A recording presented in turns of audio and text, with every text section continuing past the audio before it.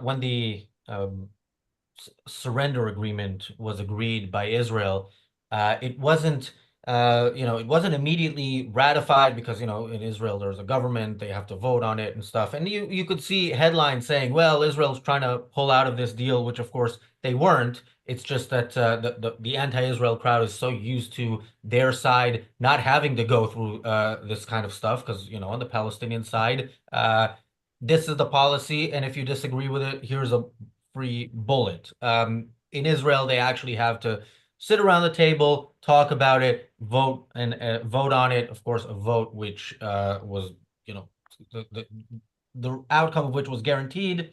Um, but the run up to this is what's interesting here. Israel officially could not have done this deal without public support for it in Israel. And this is really one of the most shocking and saddest things about this war, which was within a few weeks or a month, or I don't remember exactly how long, parts of the Israeli public started to turn on Israel. And not out of support for what we support in this channel, which is actually winning the war, destroying the enemy. No, it was saying, for they're holding hostages, so we need to give them whatever they demand in exchange for those hostages. Those protests became stronger and stronger and stronger. If you look at some of the social media accounts of some of the people leading that, you'll see, they often talk about who the enemy is, and it's Netanyahu. It's not Hamas. So the Hamas and their counterparts in Israel seem to have achieved their goal in a sense. And yeah, look, I'm this is going to be a tough episode because I'm going to say things, first of all, that I've been avoiding intentionally saying throughout this war, and that some people are not be happy with us over. But yeah, I think Israel, this is probably the darkest moment in Israel's history because of what is guaranteed to come next, even if it's not tomorrow, even if it's not during the stages of this deal, even if Hamas fully does everything it has to according to the deal, which I don't think it necessarily won't, because Hamas fights on its own terms and in its own timeline, and Israel also fights on Hamas's terms and in Hamas's timeline. So yeah, that's my opening thoughts. Welcome to the reality show. I'm joined by Daniel, Jonathan, and Michael. Michael, I don't know if you're in Israel now, but you're in Israel much of the time. Your thoughts? Look, I talked a little bit about it on yesterday's show. The Israelis are the vast majority, especially the left-leaning or the centrist groups in Tel Aviv, are very emotional. There were protests every day since the start of the war about bringing the hostages home. Remember that Gil Shalit, who was dead, a soldier who was dead, was brought back in exchange for 1,000 Palestinian prisoners, including He Sinwar. actually was brought back alive. Sorry, my apologies. Yes, yes, yeah, I apologize. I get confused with another one where they did a trade, but not for 1,000 live Palestinian terrorists who included Sinwar, who then killed 1,300 Israelis and took hostages and also led to the deaths of nearly 900 Israeli soldiers in this. And I have actually had arguments with a lot of Israelis that their view on all of this is destined to be their undoing.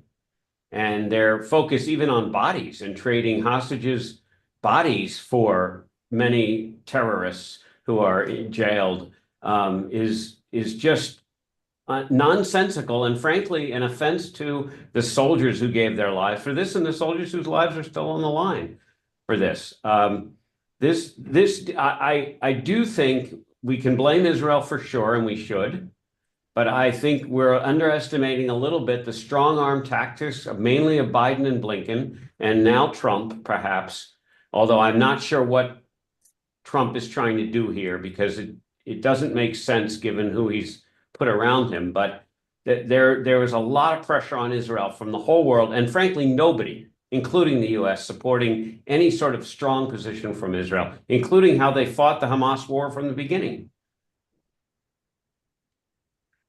Yeah, let me just quickly say to people in the chat, one specific person who asks questions and then says, please answer. That's one way, but a better way, we are a for-profit. It doesn't guarantee if you super chat that we will answer. If you ask, you send a super chat of $500 and say, why do you support genocide? We're gonna thank you for the money and move on.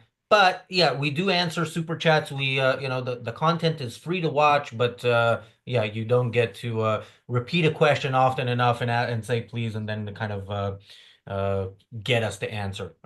Sometimes, but not always. Jonathan. Well, I mean, Razi, it goes without saying, I'll speak for myself. I have so much unbelievable. I mean, to say I have empathy for these families whose loved ones, not military people, by the way, literally kids and other innocents, including babies, including Americans, abducted as hostages. I've such unbelievable empathy with them. I heard a statistic now that they've been hostages longer than the American hostage crisis took place, in the late 1970s. And Michael, to your point, Israelis value life. They value life. Palestinians do not. I mean, but they were. This is my perspective here. They were dead the moment they were abducted. And Leonard Peikoff, Dr. Peikoff, who of course was Ayn Rand's intellectual heir, he spoke. What is it now? Over 10 years ago, almost 15 years ago, he was asked the question on his podcast: should you ever negotiate with terrorists? And I want. Let me just make sure I'm sharing sound. I want our audience, if they would, to listen to Dr. Peikoff's brief and concise answer. When should you negotiate with terrorists? Never, unless they are means of information that will help you save lives. In which case, you use the information and then annihilate them and deliberately break all promises that you made. The idea of if you make a promise to a terrorist, you have to keep it is ridiculous. You should promise them the moon as long as you can keep tabs on them and wipe them out the minute you've got from them what they offer. There was the absurd spectacle during, I think it was the Korean War, where they would capture American soldiers and torture them in the most horrendous ways until the soldier would finally say, the North Koreans are right, America's a horrible country, etc.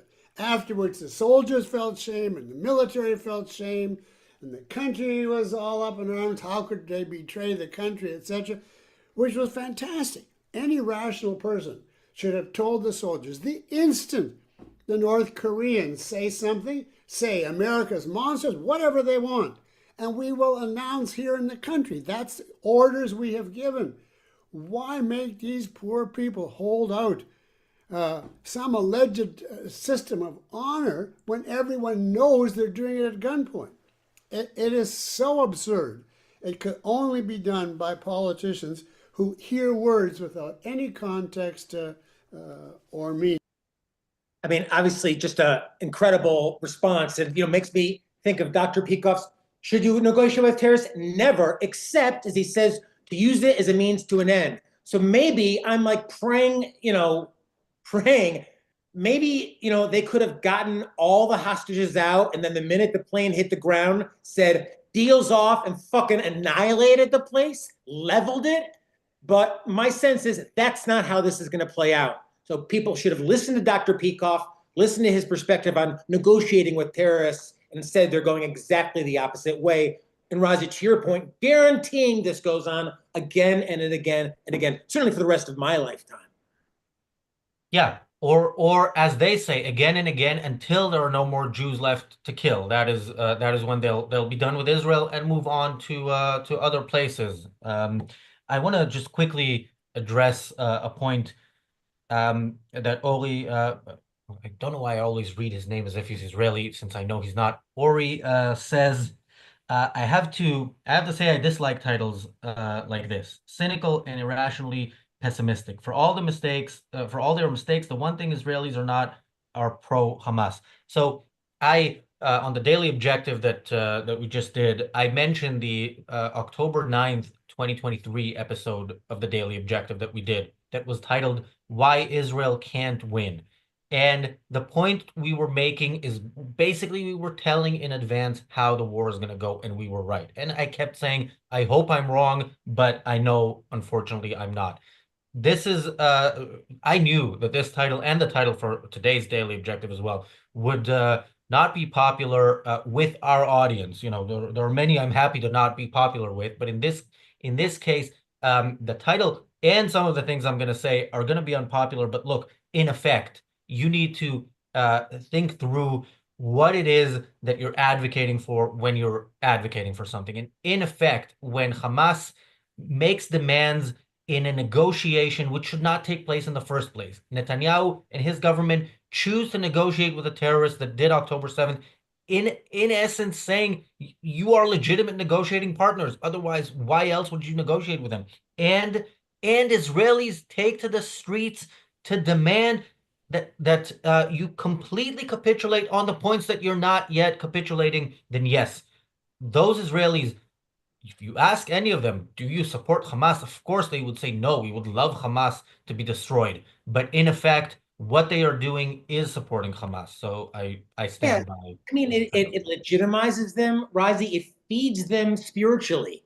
I mean, you're saying to every little 12 and 13-year-old Palestinian kid, if you want to be a hero, follow this road. Keep attacking Jews. And of course, the ones that get returned, I mean, however many dozens they get back are going to be the heroes of the town, the ultimate heroes. They took on the big bad evil Zionists and won. So there's no long-term thinking here. It's just a sense of, these are innocent people. Gee, if we can get a deal, we can get them back. And wouldn't that be good? So there's no, it's total. I don't think it's pragmatism, but it certainly isn't long-term thinking, and it guarantees more Islamic evil towards Israel all around and the West for I don't know Yeah, until and that's not speculation, by the way, what'll happen when they get off the bus. We've seen that before. We've seen those scenes. And we also saw the scenes in Gaza when the deal was finalized. Again, those are scenes identical to October 7th. So if Israel did something according to what you were out on the streets protesting for, and people in Gaza are celebrating, you should ask yourself, was this really the right thing? Daniel. No, I want let me just say I think I agree with you that Israel is to blame here largely, or at least certainly halfway. But guys, there's not a single country in the entire world that stood up with Israel during this entire war. All we had was this, and you talk about equivalence, you're right. By negotiating with terrorists, you legitimize them. But Blinken was out there yelling about how we have to negotiate with Hamas. We negotiated with Hezbollah. And there is no leadership in Europe, zero, that supports the West at all. Starting from Angela Merkel doing deals with Putin and blaming Trump for everything, all the way to Macron, who pretends that France has any role in monitoring Hezbollah's situation. And I say it's one thing, to Dr. Peikoff's point, it's one thing to make the deal, but then to keep it. The minute they get whatever they want, they should turn around purposefully break. I totally agree with you. And to some extent, Israel's doing that with Hezbollah because Israel's not supposed to be bombing Lebanon. There's not a day goes by when Israel doesn't bomb Lebanon. And the reason is because, of course, the idiots who brokered this deal, who pretended that the international commissions were going to oversee it, have completely failed in their ability to stop Hezbollah rearming. And it's the same thing we talked about, why the help, all the aid was illegal, was immoral and wrong, Yes. and prolongs the war. It gives them hope. It gives them sense. If we just keep at it a few more weeks, we're getting hundreds of guys back for only 30. Believe me, you think these 30 some odd are going to come back in great condition like they just came back from Canyon fucking Ranch? They're mostly probably going to be dead. And it's an atrocity in the sense that we're guaranteeing more violence to come.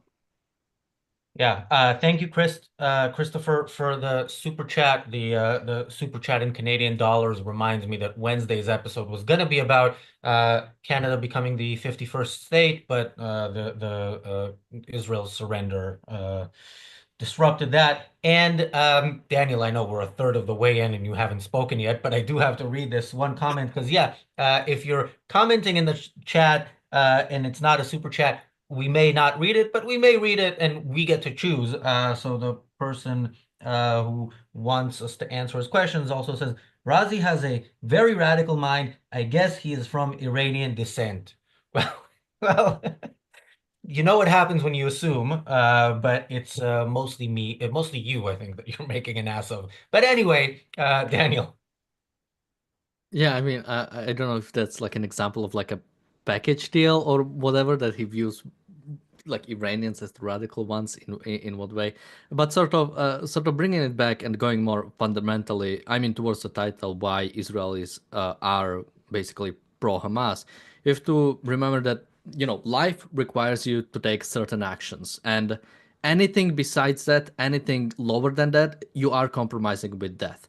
And in a similar way, when it comes to defending your country, when it comes to truly like doing what is necessary, only a complete destruction of Hamas and eradication of the Palestinian culture that allowed this to happen, that's the only way. In a similar way that life has only like one thing to do, this is the only thing you can do to truly protect yourself. And anything else is compromising with evil, is compromising with Hamas. So while yeah, on if you ask any of the Israelis, no one, well, very few will say that they are loudly pro Hamas, but in action many people are, because anything besides complete destruction will allow it to continue.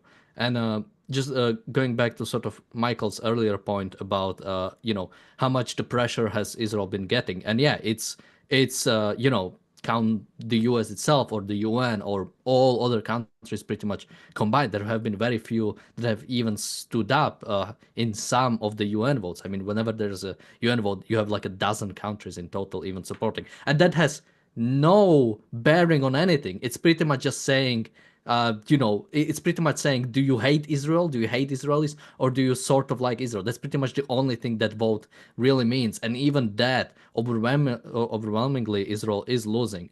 But sort of, at the end of the day, when Israel is at the brink of destruction, when Israel is really in the life death situation, there is no more time to go back and saying, well, but Blinken, forced us to do it. You have to realize that in a similar way that your life is yours and you have to do everything that is necessary to sustain it. Israel has to do anything that is necessary to continue existing. And, once it's gone, yeah, people in the West might say, maybe we should have been nicer, but there will be no Israelis who could say, maybe we should have done something better.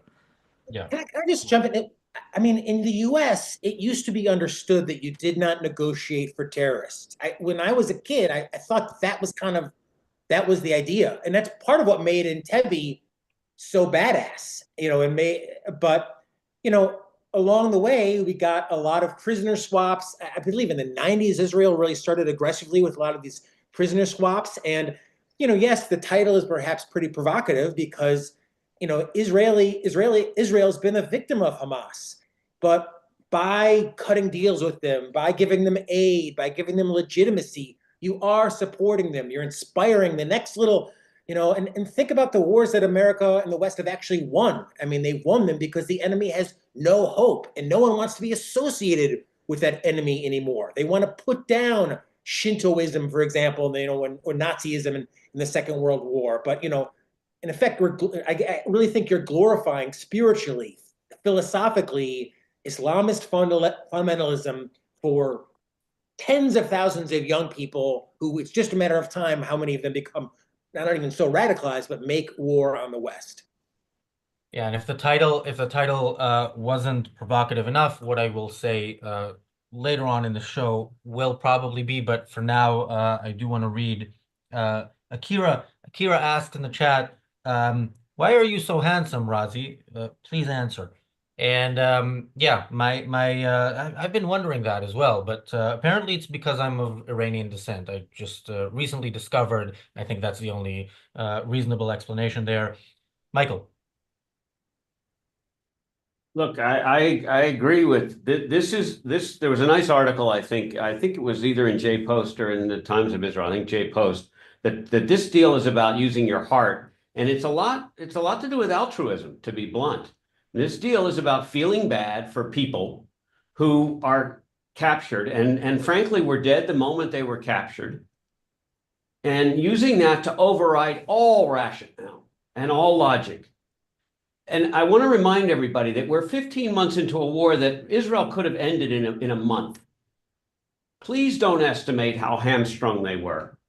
And a lot of that is apparently Netanyahu. I mean, we'll probably never know the truth, but the leaking, what's coming out is there was a plan to go in a tripartite north, central, south attack all at once, overwhelm Hamas, get in, probably would have captured back a lot of the hostages and annihilated a lot more people. And the morons, there's no other word for it, because there are dead Israeli soldiers because of this. The morons went into the north, and guess where Hamas went? They went to the center. Then they left the north. They went to the center. Guess where? They went south. And then Kamala Harris, who's so famous for the disaster that was going to happen if they went into the south, if Israel actually went to the south, about how the humanitarian situation was going to be terrible. Don't do it.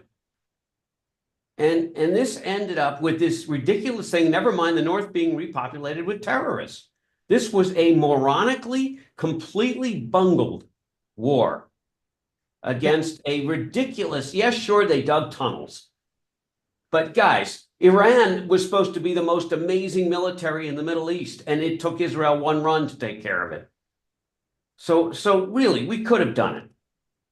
I don't want people to underestimate the failures on certainly the Israeli government, terrible failures, decisions that were made, and the stupidity of listening to the heart when we all know this is going to end up killing more Israelis, just as it did from the Gil Shalit deal, releasing Sinwar and his henchmen. Yeah, and the emotion is, of course, the right one, if you can put it that way. Of course, you feel terrible for innocent human beings, plucked out of their lives and being held hostage. But then you have to think, why did this happen? And how do we prevent this from happening in the future? And then if we can rescue some of them, the way I think 5 or 6, because there was the one operation, but there were more who was rescued, right? At least 6. Then that's a different thing. But thank you, Christian, for the super chat. Christian says, a disturbing thought. Is victory even possible against an enemy who values afterlife over real life? In that way, they are worse than the Nazis and the communists. Thoughts on this? Well, yes, there is a way. Look, if one side says we're fighting for death and the other side says we're fighting for life, there's a win-win there in a completely irrational, not objective win-win, but both sides get what they are fighting for, and that is what should have happened here.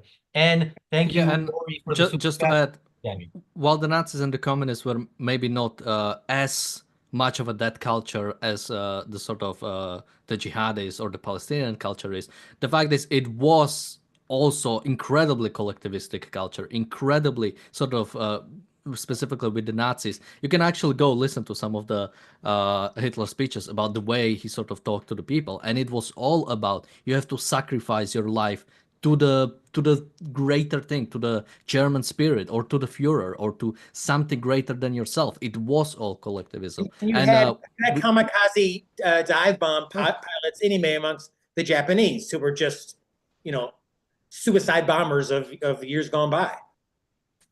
yeah, I mean, Japanese emperor was viewed as like a godly figure. So in that way, it was also very similar to the Palestinian culture. And as you said, you had actual, kamikaze attacks, which they knew they're gonna die, and they were okay with it because it was towards this greater cause. Yeah. Can I quickly jump in, Rising, on the super chat about how do you go against and win against the death call? I mean, 2 great books by objectivists that I know you have and you can pull off of your shelf. One is Winning the Unwinnable War, which was edited by Alain Journo. It's got a lot of different essays. And the other is Nothing Less Than Victory, John David Lewis's book. And Michael, your point about the deal is going with your heart. I mean, talk about always an Ayn Rand quote. We all know the quote from Atlas Shrugged. Rand writes, if any part of your uncertainty is a conflict between your heart and your mind, follow your mind. And in this case, they're following their heart. They're not following their mind, because if you were following your mind, if you were following reason, you'd be heeding Dr. Peikoff's warnings about negotiating with terrorists. Let me give a quick analogy on this, because all of our experts love to talk about how you can't win a war against cancerous people. I mean, people like terrorists. You can't win a war that way.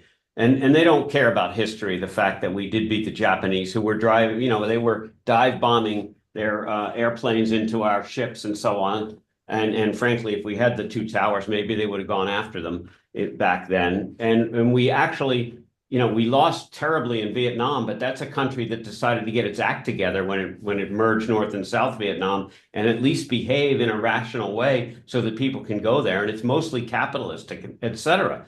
And you can go on and on. There are plenty, not hundreds, but there are plenty of examples of cultures that have cleaned up their act.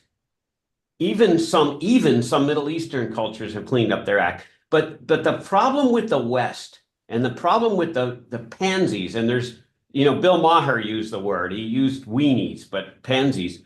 And Bill is certainly not on generally in our way of thinking. But the problem with us all is, if we can't do something quickly, we decide the other person is partly right. And the answer is, just like when someone has recurrent infections, just because you're on the 50th infection, and I've had patients who've had 50 infections, they usually have an underlying immune problem. Does it mean you decide it's just too exhausting, we don't want to give you another antibiotic? No, you continue to treat the patient until they're well. You do what it takes. Same thing with cancer. You don't say, I'm going to stop because this is difficult. And beware of experts telling you it's an unwinnable war. Iran could be gone by now, by the way. Khomeini could be gone by now. If the US had a real president who had some moral direction, after Israel took out all the air defenses in Tehran, he could have ended Iran's regime. After all the experts told us how amazing Iran was. Don't trust these experts. What's lacking is moral clarity and action to back it up. Well, and I have to say that the hostage taking now really worries me, because that's a really low cost, easy way, especially in a free society, to seemingly gain a lot of points now against big bad Israel. And it's a good deal. You can grab 1 or 2, 3 hostages. You can get 100 terrorist shitheads back, maybe more. So this is really what worries me, is having some brain, looking a little bit forward about what could happen, not just in Israel, but in the West writ large. Yeah, I mean, actions do speak louder than words, and there's no louder statement of this works than saying, look, you took hostages, we're gonna release terrorists, we're gonna stop the war without winning it. So yeah. And Ori, after the super chat that I thanked him for earlier, said it was for answering my comment for free. Well, before I read that, I was hoping it's your way of saying you agree with me. But anyway, we'll try with what I'm about to say. But before that, thank you, Luca, for the super chat. Luca says, isn't this inherent nihilism that we're talking about, that sadly trite hatred of the good for being good, a big sign of emotionalism and complete lack of reason, like Jonathan just said? I mean, hatred of the good for being the good is absolutely, I think, the essence of the support in the West for the Palestinian cause. Like, what possible reason would you have when you look and they give us reasons, but those reasons are usually slogans or wrongly defined words. But you look at Palestinian society that is dedicated to killing and nothing else,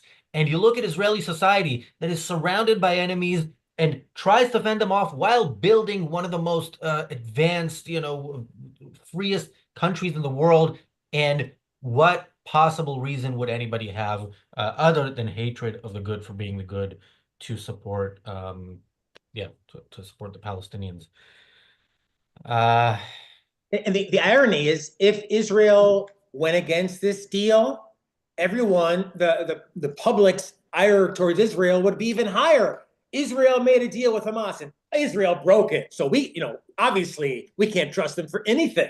So it's just the whole idea of sitting down, and this is me interpreting, but Rand talked about the corruption of the UN, giving these people a seat at the table, how that, that sanction completely, emboldens evil. And I think from my perspective, it's the same thing here. Like sitting down and having a deal and negotiating with absolute murderous terrorists who behead people, because they're Jewish. Why would you do that? Why would you embolden them? Why would you sanction them?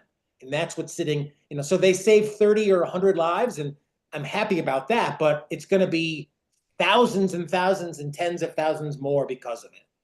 Yeah, and we don't know that it's 33 lives, right? Because they're not under any obligation to say if they're alive or dead. And yeah, we don't know who's coming back and in what shape.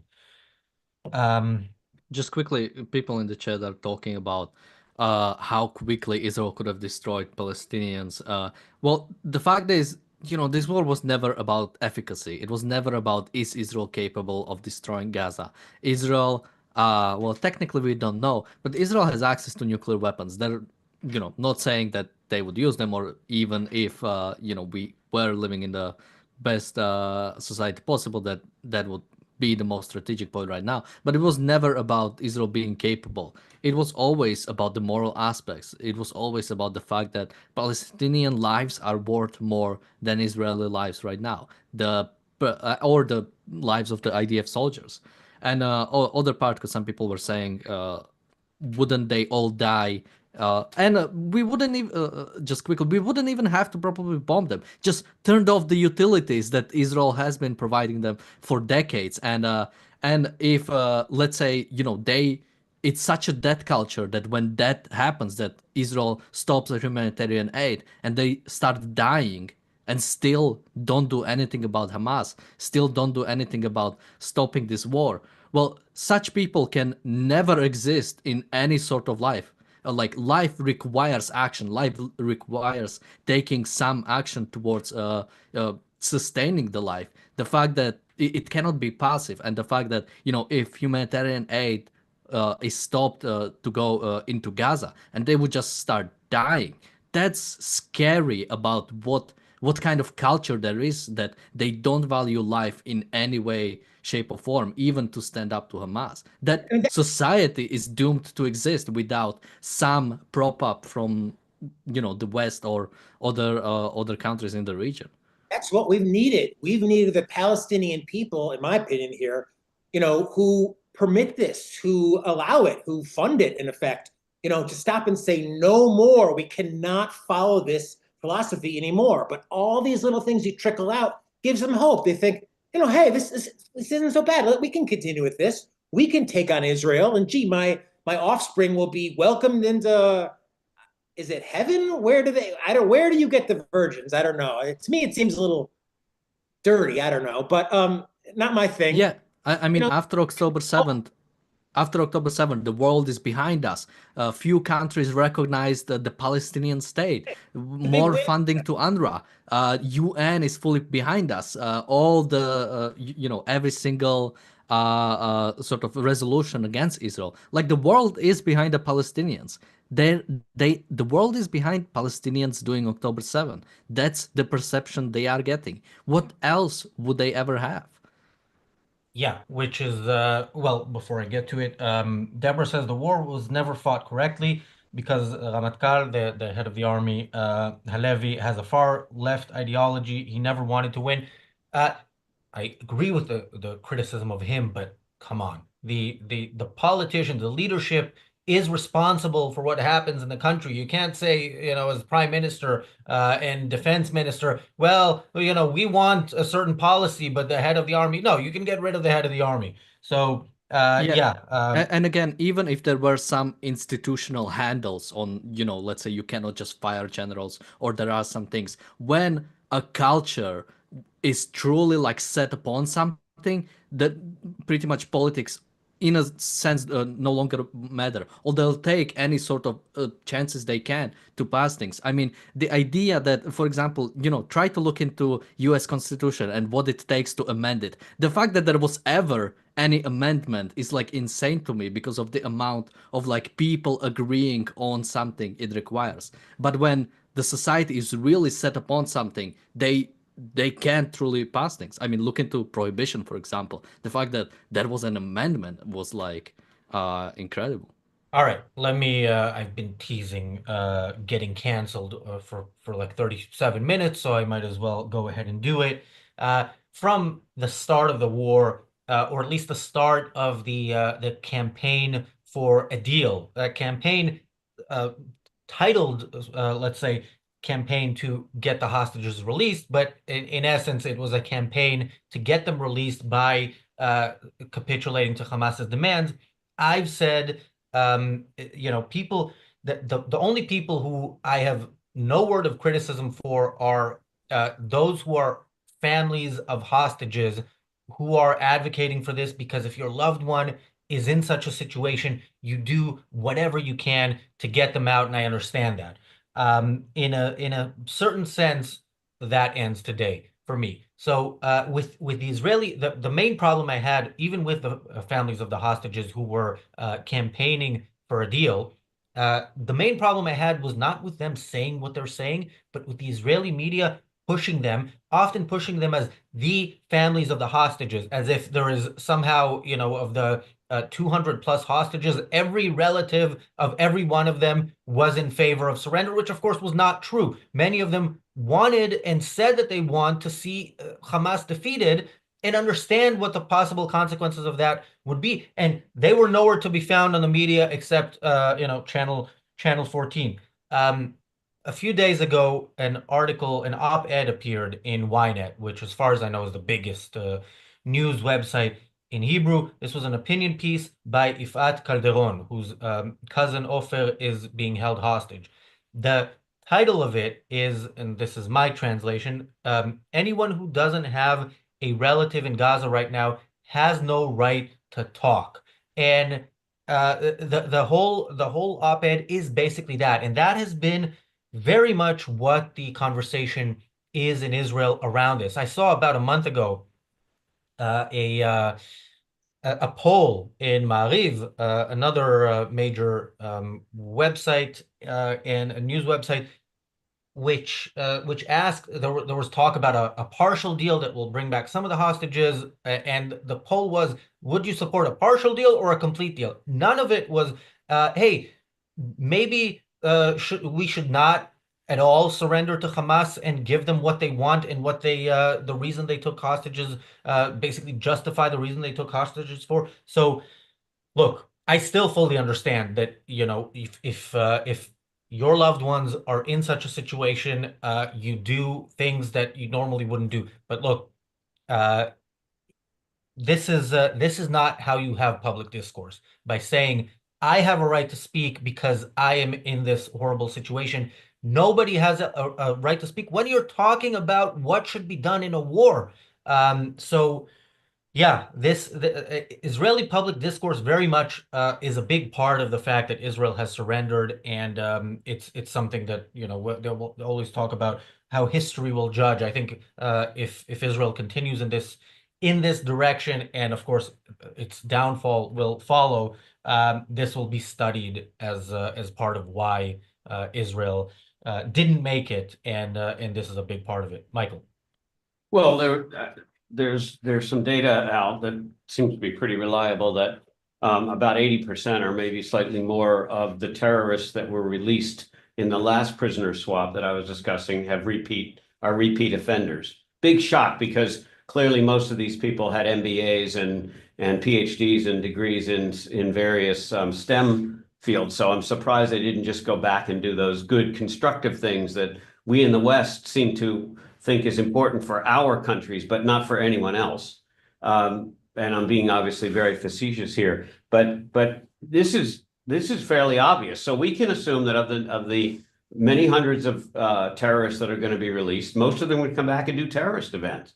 against Israelis. And you can count up how many dead Israelis do we think are going to come out that? You can extrapolate. You can figure it out. And of course, the government has done that. And of course, they have had that discussion. But they have decided that because of whatever, these external factors, these internal factors, that they don't mind sacrificing Israelis in the future for expediency today.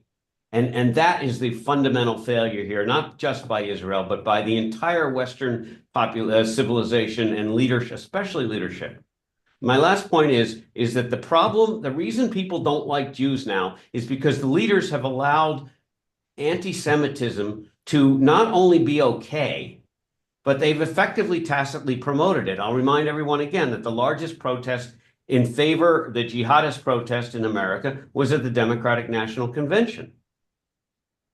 That is tacit approval that behavior is okay.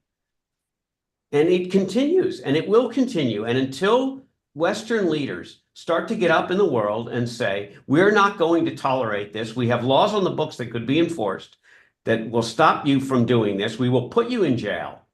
By the way, none of the Columbia protesters that I'm aware of ever went to jail for a single day, even though they destroyed property. Never mind were anti-Semitic. And this is the fundamental basis for the problems that we see in the world today, is the allowance of evil to continue and not talking about it and doing something about it. Yeah, I don't know about any of the Columbia protesters going to jail, but Shai Davidai, I believe, was fired, right? Daniel might remember that. Oh, I don't know if he was fired in the end. I'm not sure he was fired, but so we're going to get another job somewhere else. And we know the president of Harvard is still teaching at Harvard. And I'll just jump. That Razi, you mentioned. Well, no, just to clarify, Shai Davidai is the Israeli professor who was harassed for being Israeli and not apologizing for it. Right. Yes. Sure. Well, Razi, you mentioned some of the press coverage that perhaps could have garnered some more support for cutting a deal amongst Israelis, and it reminds me a bit of Dr. Peikoff's essay about how a picture is not an argument.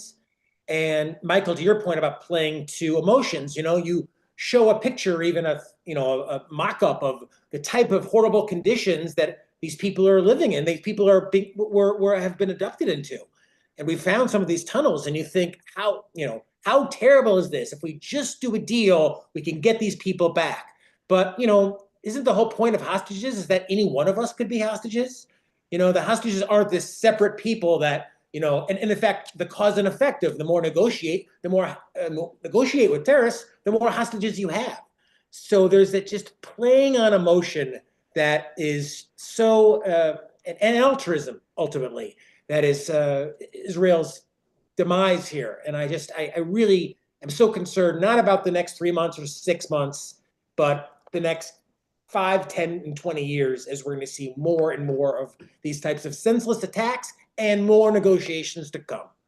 Yeah, and with the Israeli media, it was really, again, other than Channel 14 and I don't know, maybe some right-wing newspaper, it was very much across the board, and it was so unusually harsh in the sense that one of the things I remember, this was also maybe a month ago, listening to the radio in Israel, and a relative of a hostage was being interviewed, and this was a very softball interview. The interviewer asked something about as it should be, probably, if you're going to have somebody whose relative is being held hostage.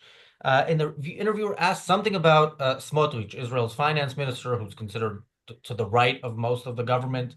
And the guy said, "I hope he chokes," and continued on his whatever he was talking about. And the interviewer not only didn't say, "Look, I agree that his policies are bad, but maybe we shouldn't wish death upon people unless they're actually Hamas," but she just let him go. And you would never have that with anybody else. You don't just say, "Oh, I don't like this politician, I hope he dies," and then an interviewer lets you keep going. But it was the whole approach to this was so unique in how sort of fully propagandistic the Israeli media has been over the past year or so. Lucas says in the chat, at least here in Switzerland, UNRWA is no longer being funded. Hillel Neuer will announced today that he has been invited to speak at the Swiss Parliament. That's nice. Hillel Neuer is the head of UN Watch, who we've talked about a lot here. And if you don't know who they are, I recommend looking them up. Daniel. Yeah, I mean, something to I think that's nice to mention is what I've seen in the recent news is that some of the hostage families are actually protesting against this so-called deal, and that is truly incredible. The fact that you have someone who is in Gaza, and yet you sort of are able to understand why it's even problematic, even though you would probably trade anything or everything to get them back, understanding that any deal with Hamas, any sort of compromise with evil is just going to create another October 7, is just going to continue the sort of Israelis living in fear, basically, because they have terrorist organizations on their border. And we've always said that it's understandable that some hostage families, of course, won't, argue for a ceasefire deal, even if it would mean that Hamas perseveres. It is important to understand, similar to, earlier we've talked about the more generally Israelis pro-Hamas, but as I said earlier, any sort of compromise with Hamas is, you are being pro-Hamas in action. You are helping them continue. And I think what we said earlier about, presuming that the hostages are dead, which I think we did talk about originally on October 7 in 2023, that, yeah, the hostages that have been kidnapped on October 7 were not the result of October 7 itself. They were the result of the decades of passive action or inaction towards Hamas, where I think Wednesday when Alejandro was on the show, he talked about that any deal that happens will be paid by blood, by in credit by future people. And in the same way, that's the people that were kidnapped on October 7 were the credit of the inactions of Israelis in the past, of the actions of the government, or even specifically Netanyahu, who I think he was the prime minister when the Gilad Shalit deal happened. So yeah, even that was the result of, now October 7. Yeah. Enric says in the chat, Shai Davidai is still listed as assistant professor at of business at Columbia. Good. I'm glad I was wrong about that. And what else? Paul says, Razi, why were you in Israel? I thought you'd ascertained you're Iranian. I wasn't in Israel. I listened to Israeli radio from here. Yeah, I am. I'd love to visit Israel again, but I have to say the government is clear on the fact that it won't really do what needs to be done to defend people there. So I'm gonna avoid it for now. Jonathan. Yeah, well, I mean, it's, Dr. Peikoff, when you always listen to his lectures, one of the things he always talked about was how philosophy is so far reaching. And it takes place, not from minute to minute. And he often referred to Miss Rand as, like, I believe, something to the effect of standing on a mountaintop, being able to synergize all this information, or really kind of graphic, beautiful depictions. And, people's inability, unfortunately, Israelis in the West's inability to think in principles, ideas are what move the world. So you're going to see more of this. And again, I mean, I don't want to give them any ideas, but I can really imagine some of these kind of terrible situations where, not in Israel, but in Western cities, some American or Jew gets picked up off the street, thrown into a van, driven to probably a safe house that's occupied by a bunch of Columbia students or Harvard students, and kept in the basement for a couple of years until some anonymous Google demands are met. I mean, I'm most offended as an American that the American government over this entire year hasn't gone out and gotten these hostages back or taken some military action. I mean, I feel much less safer as an American traveling anywhere now, because I'm rest assured that not only are they not going to come and get me, but our own government is going to encourage, whoever's domiciled there to make a deal with them. So it's just a bad news all around. Rand talked about ideas moving the world, and these ideas are moving the world in exactly the opposite direction if you value freedom, if you value life.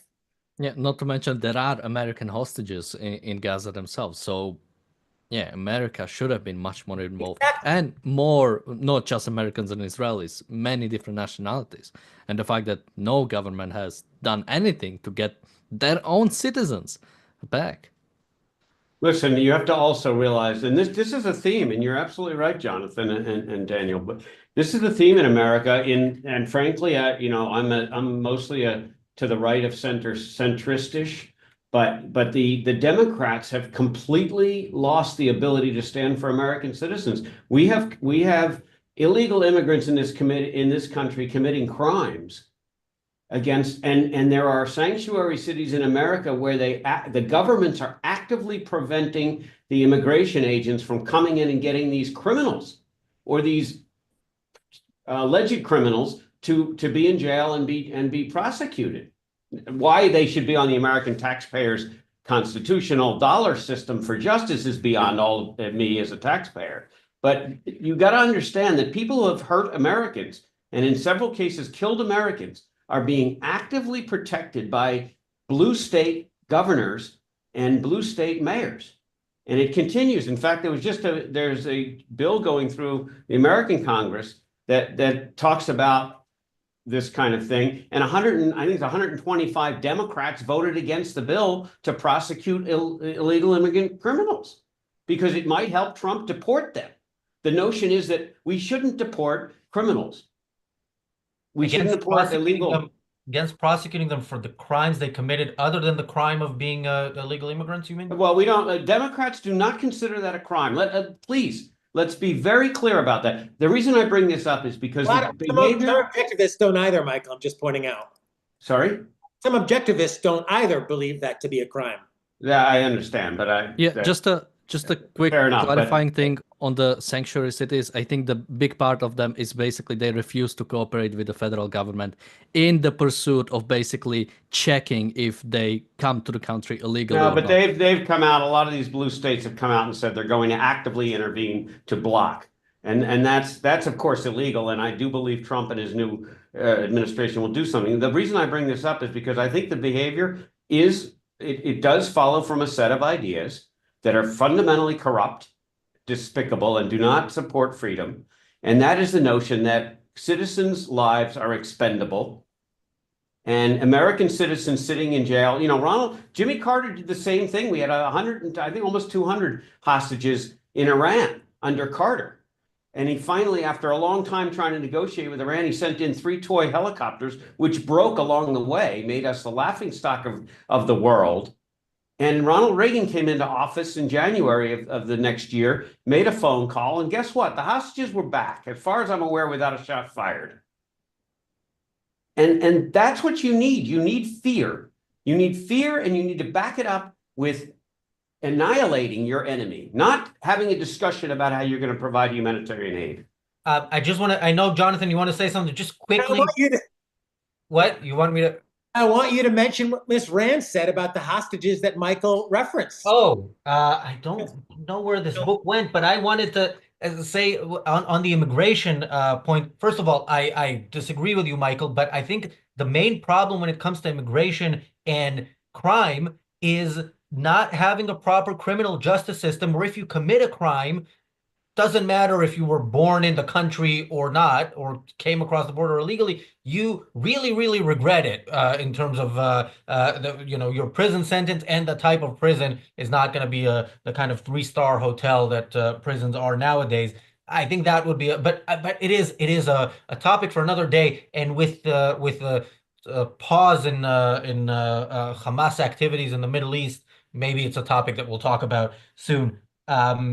Yeah, I don't have the Rand quote right. Yeah, I mean, just go Google the Donahue interview. Ms. Rand is asked about American policy in the Middle East, and I'm paraphrasing. Gentlemen, correct me. It was something effective. If you didn't go in and get them out in the first 48 hours, you were fucked from the get-go. In effect, I mean, that's my words, not Ms. Rand's. But you had to do this right away, strongly and forcefully. And if I recall, that's exactly what we were advocating for on this channel over a year ago. Yeah. And Prophet once again. Quickly, a couple of comments. Mark asks, if Hamas breaks the ceasefire, which they probably will do, then Israel can break the agreement, correct? Yeah, and that's kind of part of how Netanyahu is selling it to people who aren't too happy with it. He says, "Oh, yeah, we have assurances from Trump and Biden that we can go back anytime." Well, okay, come on, we'll believe it when we see it. And also, Naomi says, I can't buy super chats from Israel. Why? Well, Ayn Good Rand is participating in the BDS movement. No, no, no. Well, we've had super chats from Israel, so I don't know, but I'm sure if you want to financially support Hamas, it would be easier to do so, but please don't. Yeah, there are other ways to support us, and we appreciate the attempt, even if it was unsuccessful. Okay. Parting thoughts. Daniel. I mean, not much. I think fundamentally, we, you cannot compromise with Hamas in any way, and any sort of compromise you do give is gonna be you're gonna pay for it in the future. There is no. I'd be hard pressed to find like a single instance in the past when we didn't fight a war properly, or where we didn't enforce principles or the right to life properly, and then we somehow came out of it like all right. Uh, I think Israel, if this deal isn't broken, which let's hope in some way it happens, then Israel will pay for it. Michael, parting thoughts? Yeah, I think Israel has elections, I think, next year. We need to clean house in Israel. We need to get some people that are pro-Israel and will stand up to idiots like Biden and Blinken, and in some way, and probably figure out how to get weapons from different countries rather than just relying on the U.S. so they're not hamstrung and as they were. And in the U.S., we better start electing better officials, or our Western culture is in deep caca. We can't have students running around shouting globalize the intifada, and that's considered free speech. And it's all part of the same screwed up mentality and the lack of understanding what a Western value is and how the West came together. Jonathan. Yeah, it's what's so frightening, Michael, is all of that support from the West.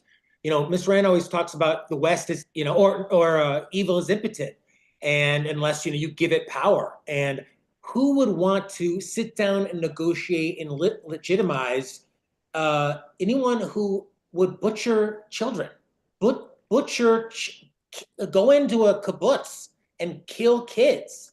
Why would you sit down with them for anything, let alone to make a deal with them and then expect them to follow through with it? Like when you'd negotiate to buy a house or something like that. Well, we did this and this and this. I mean, what type of argument can you have with them? So ideas move the world. I think Americanism is what the world needs desperately. I worked on a book with it that's available at Amazon, a new textbook of Americanism, and I hope you put it on your shelf for this winter and make it a part of your reading. And let me quickly just, because I have to answer this. Mark asks, what does Hamas have to gain from a ceasefire? They've always been the aggressor. Why would they change now? Well, they're not changing being the aggressor, but they need a pause. They've lost some fighters. They've lost some leaders. They are out of weapons, and this is perfect for them. Yeah, Hamas historically has agreed to ceasefires and followed through temporarily until they're ready to fight again.